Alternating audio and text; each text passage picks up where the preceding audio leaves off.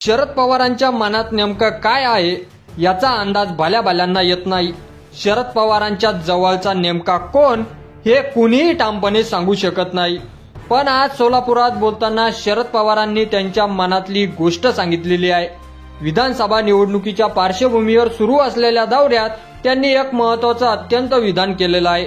288 पैकी जवळच्या आमदाराचं नाव सांगताना शरद पवार यांनी त्यांच्या जुन्या सहकार्याचं नाव घेतलेलं आहे। पक्ष मेळावा व खासदाराच्या सत्कार कार्यक्रमाला शरद पवार हजर होते, तेव्हा शरद पवारांनी विविध मुद्द्यावर भाष्य केलं। भाष्य करताना शरद पवार म्हणाले, मी जुन्या सहकार्यांना भेटण्यासाठी मी आलोय। विधानसभेत माझ्यासोबत दिलीप सोपळ यांनी काम केलेलं आहे। 288 आमदार असतात, त्यातील बहुसंख्य आमदारांपैकी दिलीप सोपळ हे जवळचे आमदार आहेत।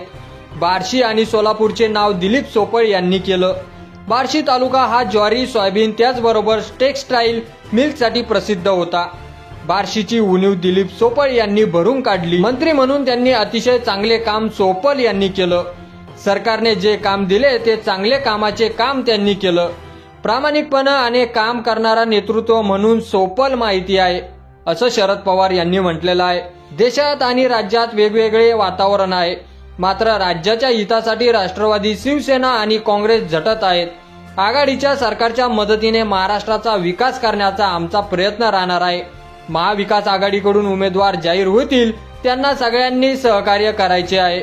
बार्शीकर आणि सोलापूर जिल्हा हा महाविकास आघाडी सोबत राहील याची पूर्ण खात्री मला आहे।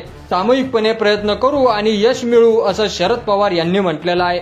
तर शरद पवार यांच्या प्रतिक्रियेवर तुम्हाला काय वाटतं ते आपल्या कमेंट बॉक्समध्ये लिहायला अजिबात विसरू नका। आणि आपल्या चॅनलवर जर नवीन असाल तर चॅनलला सबस्क्राईब करा। धन्यवाद।